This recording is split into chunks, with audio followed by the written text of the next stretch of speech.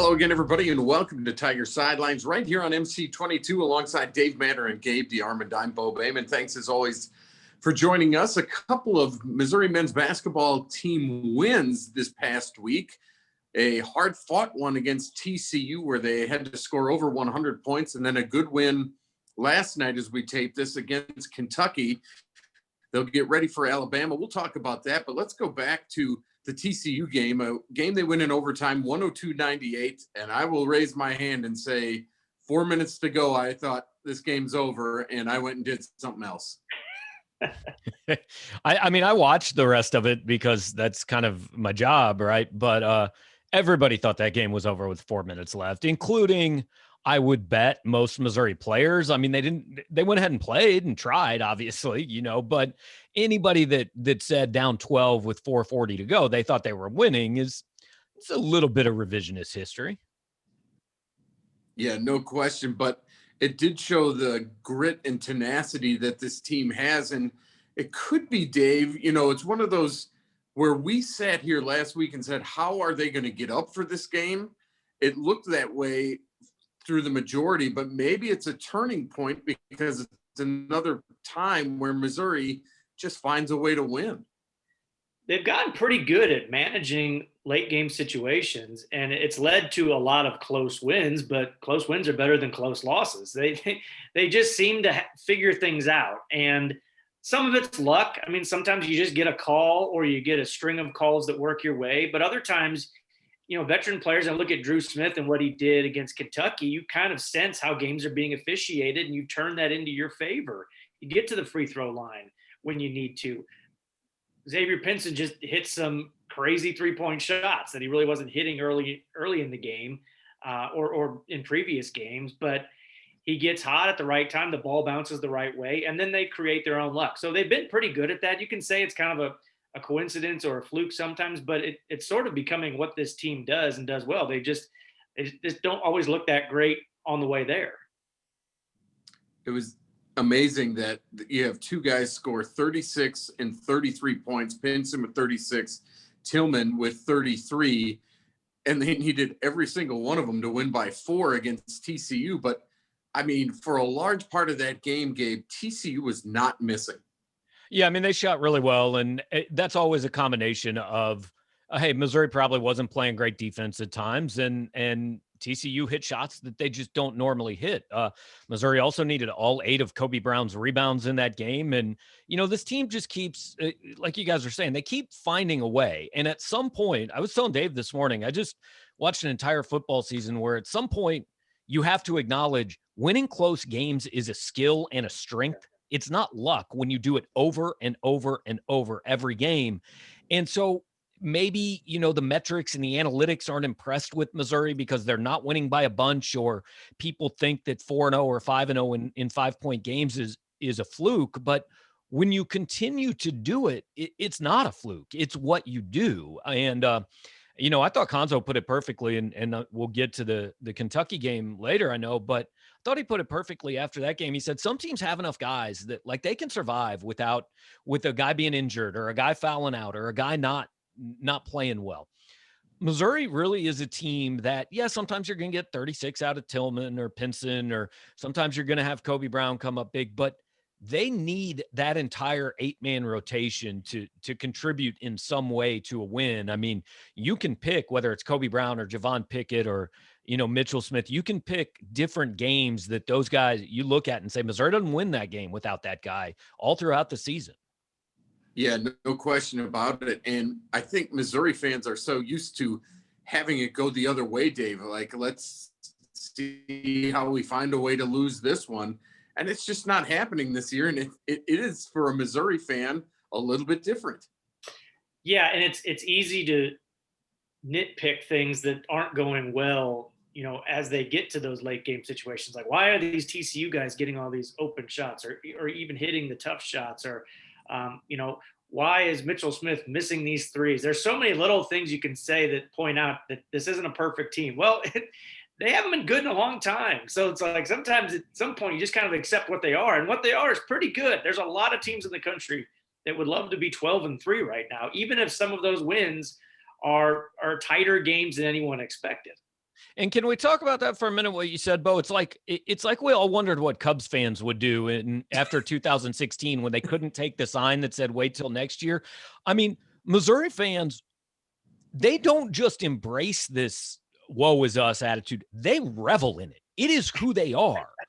And I mean, in the last 6 months, you have beaten LSU on 1st and goal from the 1. You have beaten Arkansas on a game-winning drive with 45 seconds left.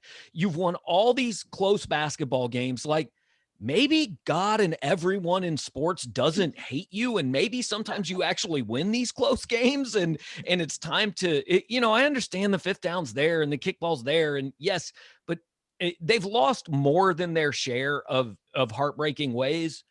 But like this year, they really haven't. And, it's the whole, I think every fan base does this. I listened to a Tampa Bay sports writer that was bemoaning, we finally get the Super Bowl and our team's in it. And it's the first time it's ever happened. And nobody can go, only in Tampa. I think every sports fan base says only us. It never happens anywhere else. Yeah, no doubt about it. And then this is a team that for the second time in history beats Kentucky.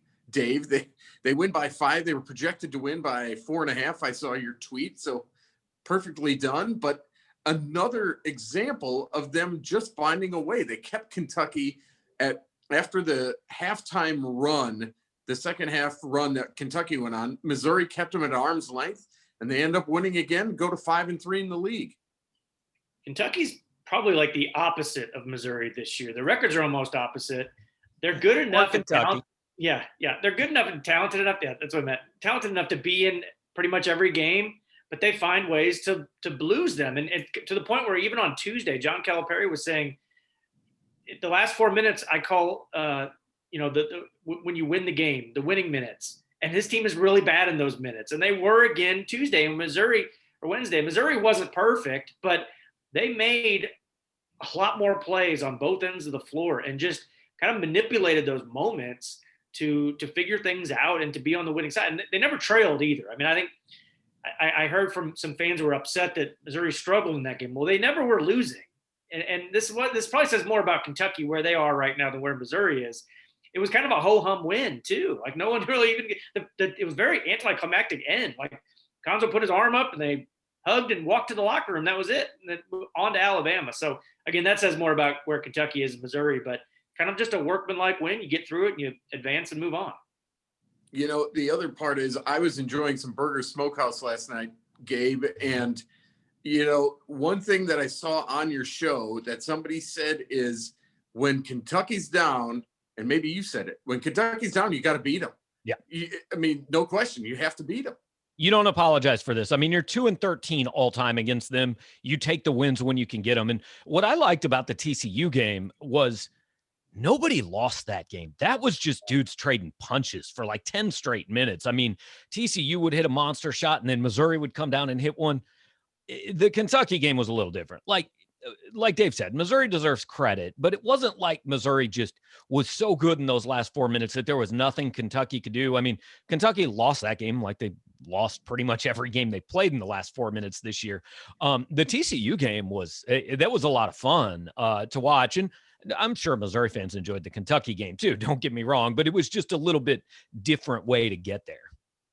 And Dave, we should give credit to Drew Smith for his performance against Kentucky.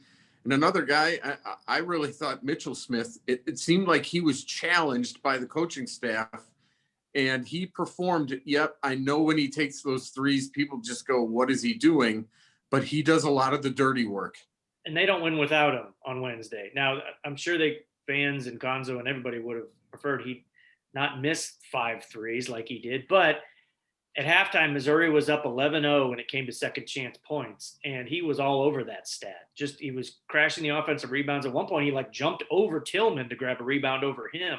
He brought that energy, and that's what they want from him. The scoring is kind of a bonus if he ever scores, not for lack of trying, because he checks those threes up every time he gets a chance, it seems. But he does so many other things. He took a charge with about 5 minutes left, right when Kentucky kind of was on the doorstep of making a run. And he, not sure if he had a block shot, but he altered a few in the air. He just gives you those things on the defensive end and sometimes on the offensive end with the rebounding that are just invaluable for the same reasons that Kobe Brown was so big in the TCU game. Mitchell Smith was big in the Kentucky game. Yeah, no doubt. So the Tigers now 5-3, and they have a big one this Saturday, Gabe. It's an 11 o'clock start as Alabama. Who would have thought Alabama would be 10-0 in the league? But really, the only chance, if anybody's going to catch them, Missouri's got the only chance, but they're 3 games in the loss column behind them.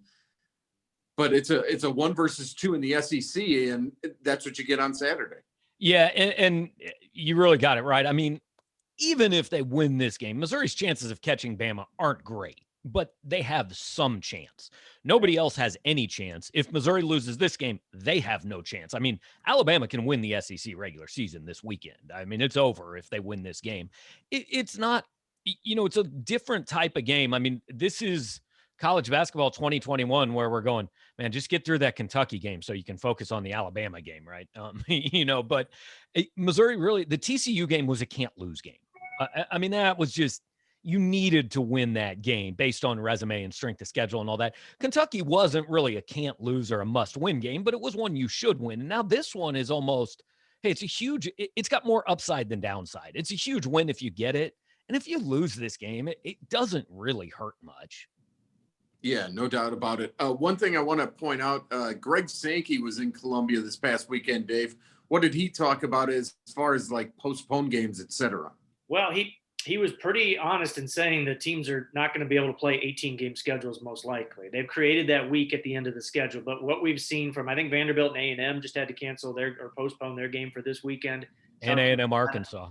Yeah. And South Carolina is still way behind on games. And he just said, you're just going to have to accept that you're not going to be able to play 18. So the conference tournament will be seeded by winning percentage. And, the next immediate question was, what about conference tournaments? And at this point, he said they're planning on having a men's tournament in Nashville and the women's tournament in Greenville. He said the league is open to discussions if there's some big concerns about health. And I think the closer we get there could be. We've visited this idea of teams opting out if they know they're in the NCAA tournament. He really didn't like that idea. I mean, he knows it's out there, but, we'll see what happens. I mean, I can see the logic in not wanting to go to a tournament where 13 other teams are there, especially if that tournament doesn't mean a whole lot to you and you'd risk exposure before you go to the NCAA tournament that everybody really cares about more. And then again, you got teams like Kentucky who their only shot at making the NCAA tournament is to go on a run in Nashville. So it's important to teams like that to be in Nashville and have that automatic bid. So, I think like everything in college sports and all sports, they're just going to kind of make up the rules as we go along here. I mean, how do you tell Drew Smith you're going to put your only chance ever to play in the NCAA tournament because ESPN and Greg Sankey wants you to go play Georgia and LSU in Nashville? Like, come on. If Missouri is in, and this is for any team, but especially Missouri, who they haven't been there much lately. Alabama hadn't been there much lately. Somebody's going to miss the NCAA tournament because something happens at a conference tournament. These teams should 100%, in my opinion, not do that because ESPN wants games on TV. Yeah, and you're right about that. That is going to happen. Let's switch to the women real fast. They split road games this week. They got a big win at Florida, winning 61-58. Then really had Kentucky and just couldn't finish it out. They lost that one 61-55. They're 6-6 on the year and 2-5. And again, it's another week where you look at this team, Dave, and they're just so close they can't finish it off. Again, kind of the opposite of the men's team. They're good enough to hold their own against most teams in this league. It's a matter of finishing or getting over a long drought or a turnover binge, which they've had those too. And, or they dig themselves in such a hole early that they spend all their energy on the comeback and then they just can't finish it. So, I'm sure there's some impatience there. I'm sure there's some frustration that they're just not getting over the hump. Maybe they never will. I mean, who knows? I mean, maybe they just get close and close and close and never beat a good team. I guess the silver lining is they did beat a bad team in Florida and they took care of that one. They did it on the road, just like they did Ole Miss a couple weeks ago. But there's not a lot of those opportunities in the SEC for women's basketball. The games that, not necessarily automatic wins, but the ones that you feel really good about, you're up against it most nights in that league. Yeah, no question. Up next for Missouri, they played Arkansas. They'll travel to Auburn. They'll try to get a little bit of a run going. We'll see if they can win Sunday. They'll play Sunday at noon. And I know they were happy to not go opposite of the Super Bowl, which I believe they had to do last year. So they're happy to be playing at noon on Sunday. All right, we'll take a break. When we come back, we'll check your tweets. You're watching Tiger Sidelines on MC22.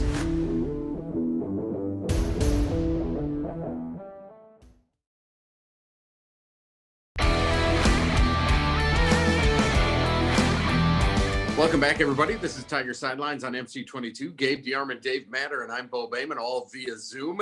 And we're at Tiger Sidelines on Twitter. And Bob sends us a tweet this week. This kind of goes back to Gabe's point of the sky is falling all the time. Why do we think Mizzou hoops seemed to struggle in the early parts of the second half, particularly in conference? Is this just recent bias, and it's really not the case? I mean, I'd have to go back and look at, I know they did against Mississippi State and they did against Kentucky, but they had a 13-point lead against Kentucky, which was enough. I'd have to go back and look at other games. I don't know if that's a trend or not, to be quite honest with you. It hasn't jumped out at me.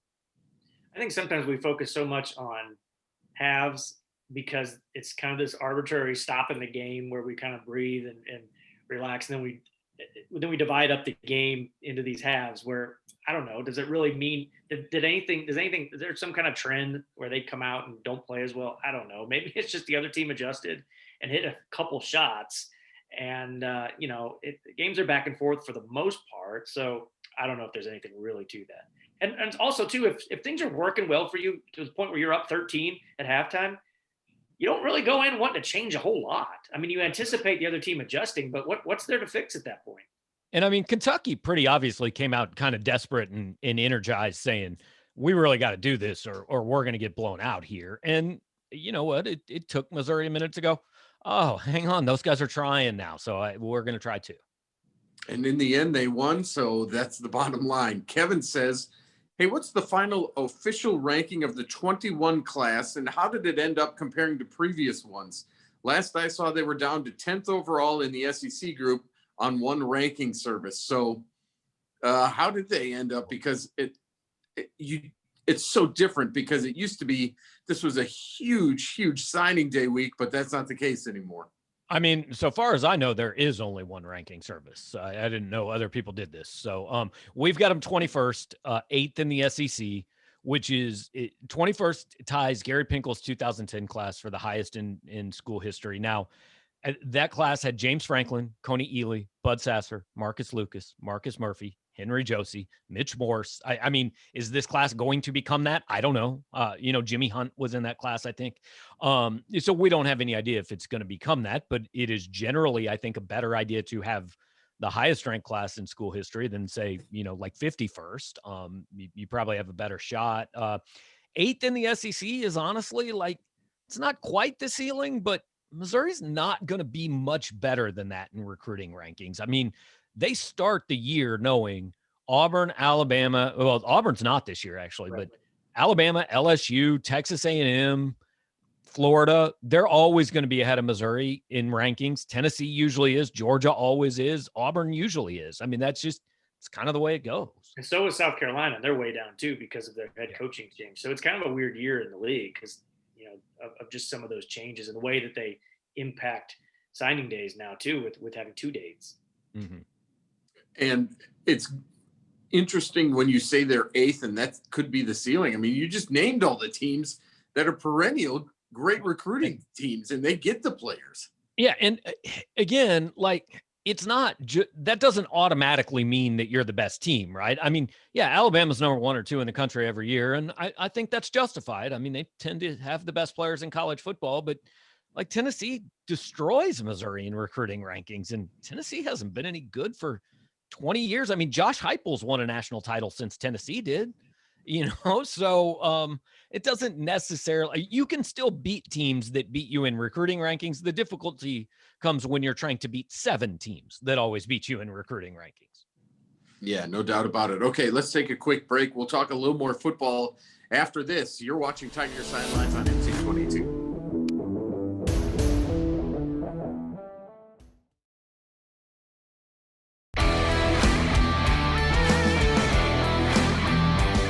Welcome back, everybody, to Tiger Sidelines. Gabe, Dave, and Bo here with you. And let's continue on football a little bit.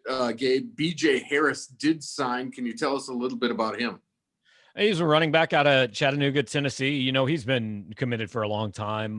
They really like him. I mean, I'm not super into breaking down film and tell you how that compares from Tennessee 3A or whatever he's playing to the SEC, obviously. But, you know, a versatile guy. And I think with Roundtree leaving, with Beatty being a senior, they kind of needed to restock there. And they got him. And then Taj Butts is kind of a bigger back from DeSmet. So, you know, got two guys in this class at that position.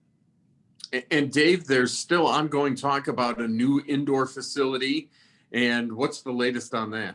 Yeah, on Thursday, the Board of Curators voted to approve the hiring of an architect for it. Now, that's not the same as hiring or approving the project. They're not going to vote on that until May. And the Curators made it pretty clear today during the meeting that they want this thing fully funded by the athletics department with fundraising. They are not going to, the university is not going to pay for this. And they said pretty much it's going to be a no vote if they're asking the university to fund any of this. So they're putting the budget right around $32 million. We know Missouri's already collected $20 million in donations. So they've just got to finish that off. And as long as they hit their budget, then they shouldn't, need the university to help pay for it. And they said August 22 is when they plan to open this thing, right on top of Lot C right now. That's the planned site. There could always be a wrench in the process, but that's the idea. And Lot C is right behind, and then you're going to end up with one of these football complexes, which I think is what they've wanted all along. Yeah, and the lesson to be learned here is right now what Eli Drinkwitz wants, Eli Drinkwitz is going to get. We talked to him last week, and he said this indoor facility was this was a big thing when he was being hired. When he went through the process, he said, this is, after looking at things, this is something I want. So, in year one, obviously has gone pretty well, and that helps him have a little leverage in getting it. Yeah, no question. Wrestling had the week off. Thanks to COVID, the meet at Kent State was canceled. They'll take on SIUE on Sunday at 1:00 in the finale at the Hearn Center. The wrestling team holding steady at number 6. They're 9-0, 3-0 in the MAC. Brian Blitz, the Missouri soccer coach, was inducted into the Missouri Sports Hall of Fame. Dave, that's a nice, if you've never been to the Missouri Sports Hall of Fame, it is a nice facility down there. And it's a nice honor for Brian Blitz. Yeah, absolutely. I think longevity pays off for him. He's been at Missouri forever. I think he's got to be the longest tenured coach at Missouri at this point. He coached the original Missouri soccer team, I think, in 1995. So he's doing something right. You guys know who else got voted into the Missouri Sports Hall of Fame this week? Wasn't it the Chain Gang? The Missouri Football Chain Gang was inducted to the Missouri Sports Hall of Fame. I actually know a guy on that, and he's like, I'm down there with, it's like Derek Thomas and these other dudes and the Chain Gang. He's like, I flip a down marker. Sounds like Tiger said. That's high praise. Probably. Yeah. The gymnastics team lost at number 1 Florida. Florida scoring 197.850, Missouri 194.8. The volleyball team resumed the spring season, if you will, with 2 matches against LSU that both went 5 sets and both went to Missouri.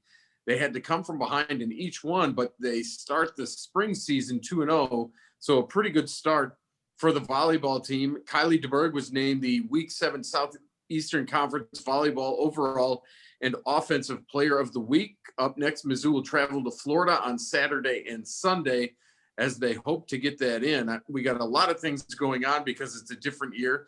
The other thing that's about to happen is softball and baseball are about to start, which is unbelievable.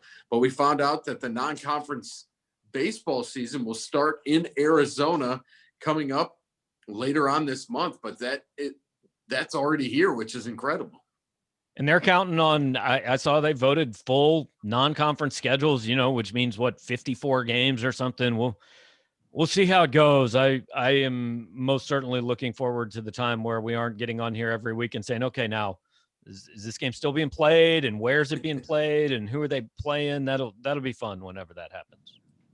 And hopefully with baseball and softball being outside it's a little bit easier. I don't know if it's a lot easier, but maybe it's a little bit easier. Hey, let's go back to the Alabama-Missouri game that's going to happen on Saturday. Dave, what is it going to take for Missouri to get a win? Just kind of keep on keeping on? Well, you can't try to out Alabama. I mean, they're one of the best 3-point shooting teams in the country, not just because they make a high percentage, they just take so many. And that's all they do. And, free throws, layups, and 3-pointers. They're like the Houston Rockets of a few years ago. I don't think Missouri can match that. So you've got to play it at a slower pace. You got to play through Jeremiah Tillman, basically play to your strengths. And Xavier Pinson can't get into this one trying to win a shootout. I just don't think that's the right approach in a game like this. Last year Alabama lost at Missouri. They shot, I think I looked this up this morning, 4 of 25. So not that you can expect them to be that bad. They held them to 50 points though, and this is a team that's usually in the 80s. If you can do something like that, that would be great, but that's easier said than done. One of those games against Alabama was also the game Missouri went 31 for 31 from the free throw line. Right. That's right. I think coaching is really about zigging when they think you're going to zag. This is clearly the game that you draw up 10 corner threes for Mitchell Smith and just say, out bomb Alabama. Oh, heads would explode on my message board. He's going to go like 8 for 10. It is quite